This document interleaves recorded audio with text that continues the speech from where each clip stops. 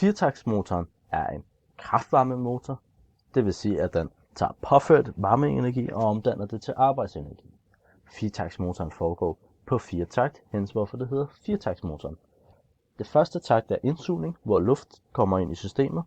Denne luft, der kommer ind i systemet, vil skubbe dette stempel ned, sådan så at krumtanken her begynder at snurre rundt. Ved det andet takt lukkes systemet, så der ikke bliver påført mere luft.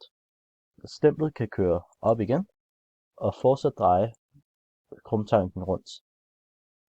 Ved takt 3 bliver der påført brændstof, som gør, at luften ved stemplet varmes op, så der kommer et højere tryk.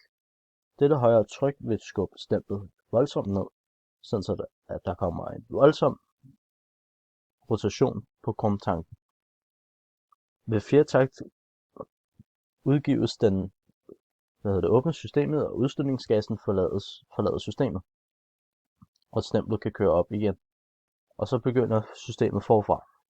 På denne måde så kan du have ved hver anden halvomgang et kraftigt ryk, som gør, at krumtanken har en fortsat bevægelse.